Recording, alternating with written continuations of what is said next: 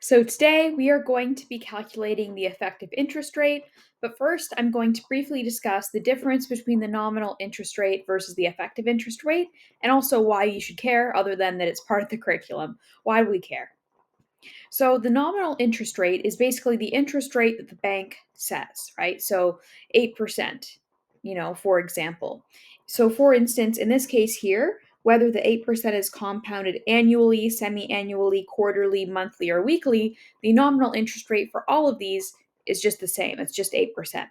Even though we know that in practice, that if you had a choice between any of these interest rates, if you were the borrower, you'd probably say, oh, I want it 8% compounded annually, because then it takes an entire year before anything compounds, and you end up paying a lot less interest. Whereas if you are the investor and you were asked about any of these, you'd probably say, oh, I'd prefer E, compounded weekly at 8% per year, because if you do that, you're going to end up getting a lot more money, that's for sure, right? And so the concept of the effective interest rate is important because we actually want to know how much interest is earned during a certain time period. So basically, what this does is it tells us how much interest rate is each of these equivalent to if it was just compounded yearly, essentially. So it allows us to kind of compare everything to being compounded annually. So I'll give you an example. Let's say there's two banks. One bank is offering you a 15% rate capitalized annually, and another bank is offering you 14.5% compounded monthly.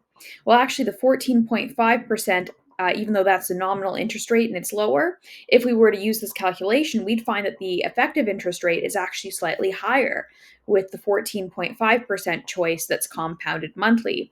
And so actually that will get us more interest, right?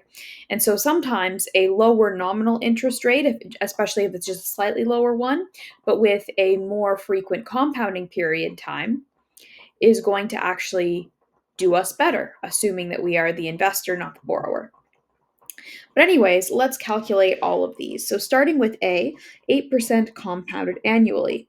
In this case, the effective interest rate is 1 plus the nominal interest rate of 0.8, 0.08 over 1, because the number of compounding periods per year, if it's compounded annually, is just 1.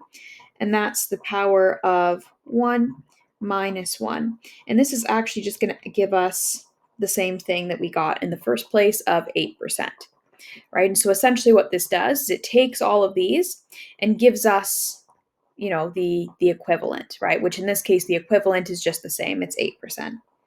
Okay, what about part B? So for part B, 8% compounded semi-annually. That means 2 times a year. So for this one, we're going to do the same thing, except instead of 1 being M, now 2 is M. And so I'm going to grab my calculator and figure out what this is. So 0.08 divided by 2 plus 1 squared minus 1 is going to give us something slightly higher, 0.0816. So this is the equivalent of 8.16% compounded annually, right? So we get a slightly higher rate, essentially, by choosing semi-annually. We're going to get an even slightly higher rate still by compounding quarterly, so 4 times a year.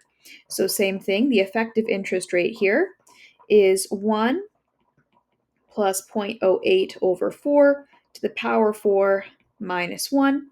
And let's see what that gives us if we plug that in.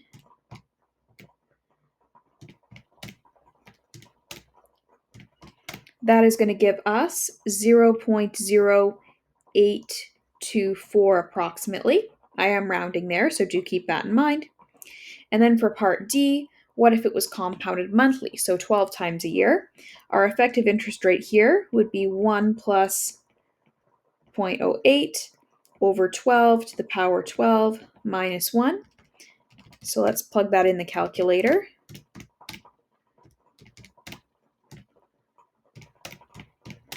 That gives me 0.083, so slightly higher still.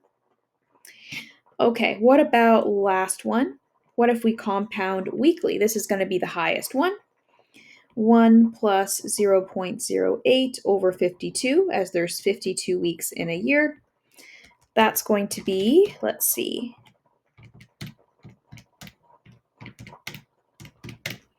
that is going to be 0.0832, whereas this one would have rounded to 830 had we put that last decimal there.